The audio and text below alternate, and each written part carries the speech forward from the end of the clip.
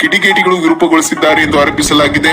ಮಂಗಳವಾರ ಬೆಳಗ್ಗೆ ಘಟನೆ ಬೆಳಕಿಗೆ ಬಂದಿದ್ದು, ಸುದ್ದಿ ತಿಳಿದು ಲಿಂಗಾಯತ ಸಮಾಜದ ಮುಖಂಡರು ಸ್ಥಳಕ್ಕೆ ಭೇಟಿ ನೀಡಿ ಪರಿಶೀಲನೆ ನಡೆಸಿದ್ದಾರೆ. ಜಾಗತಿಕ ಲಿಂಗಾಯತ ಮಹಾಸಭಾದ ರಾಜ್ಯ ಕಾರ್ಯದರ್ಶಿಗಳಾದ ಕಿರಣ್ ಖಂಡ್ರೆ ಅವರು ಮಾಧ್ಯಮದವರೊಂದಿಗೆ ಮಾತನಾಡಿ, ಬಸವಣ್ಣನವರ ಪುತ್ಥಳಿ ವಿರೂಪಗೊಳಿಸಲಾಗಿದ್ದು, ತಪ್ಪಿತಸ್ಥರ ವಿರುದ್ಧ ಕ್ರಮ ಕೈಗೊಳ್ಳಬೇಕು.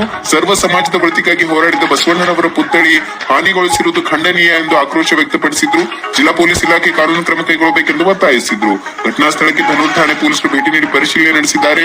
ಈ ಸಂದರ್ಭದಲ್ಲಿ ಭಾಲ್ಕಿ ಬಸವದಳದ ಅಧ್ಯಕ್ಷರಾದಂತಹ ರಾಷ್ಟ್ರೀಯ ಬಸವದಳದ ಅಧ್ಯಕ್ಷರಾದ ಶ್ರೀಕಾಂತ್ ಬುರಾಳೆ ಅವರು, ಜೊತೆಗೆ ಲಿಂಗಾಯತ ಮುಖಂಡರಾದ ಜಯರಾಜ್ ಕೊಳ್ಳ ಅವರು, ಅದೇ ರೀತಿ ಅಲ್ಲಿನ ಸ್ಥಳೀಯರಾದ ಹನುಮಂತ ಸೇಡ್ಮೆ ಸೇರಿದಂತೆ ಗ್ರಾಮದ ಅನೇಕರು ಈ ಸಂದರ್ಭದಲ್ಲಿ ಉಪಸ್ಥಿತರಿದ್ದರು. ಭಾವನೆಯಿಂದ ನಾವೆಲ್ಲರೂ ಬದುಕಬೇಕು.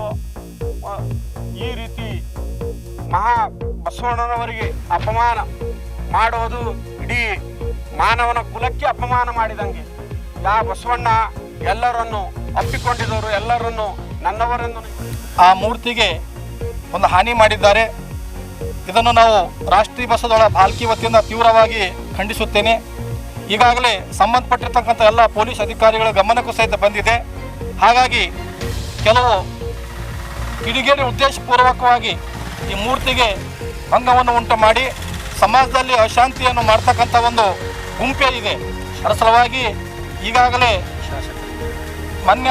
ನಾ ಶಾಸಕರಲ್ಲಿ ವಿನಂತಿಯನ್ನು ಮಾಡ್ಕೊತಾ ಇದ್ದೇನೆ. ತಕ್ಷಣವಾಗಿ ಸಂಬಂಧಪಟ್ಟಿರ್ತಕ್ಕಂಥ ಅಧಿಕಾರಿಗಳ ಗಮನಕ್ಕೆ ತಂದು ಇದೇ ಸ್ಥಳದಲ್ಲಿ ಹೊಸದಾಗಿ ಮೂರ್ತಿಯನ್ನು ನಿರ್ಮಿಸಬೇಕು. ಮತ್ತು ಭಾಲ್ಕಿಯ ಸಮಸ್ತ ಸರ್ಕಾರಿ ಏನಿದ್ದಾರೆ ತಹಸೀಲ್ದಾರ್ ಅವರು, ಶಾಸಕರು ಇದರ ಬಗ್ಗೆ ತನಿಖೆ ನಡೆಸಿ ಇದ್ರ ಬಗ್ಗೆ ಏನದ ಅಂತಂದ್ರೆ ಒಂದು ಕೂಲಂಕುಷವಾಗಿ ಇದು ಮಾಡಬೇಕು. ಯಾವ ರೀತಿ ಭಗ್ನ ಆಗಿದೆ ಅಂತೇಳಿ ಅದ್ರ ಬಗ್ಗೆ ಒಂದು ಇದು ಆಗಬೇಕು. ಕಿಡಿಗೇಡಿ ಮಾಡಿದಾರೋ ಇದೇನು ಪ್ರಕೃತಿ ವಿಕೋಪನೋ ಇರೋ ಗೊತ್ತಾಗ್ತಾ ಇಲ್ಲ. ಅದ್ರ ಬಗ್ಗೆ ಸೂಕ್ತವಾದ ತನಿಖೆ ಮಾಡಬೇಕಷ್ಟು. ಹೆಸರು ಹನುಮಂತ ಸೆಡಮೆ ಮರು.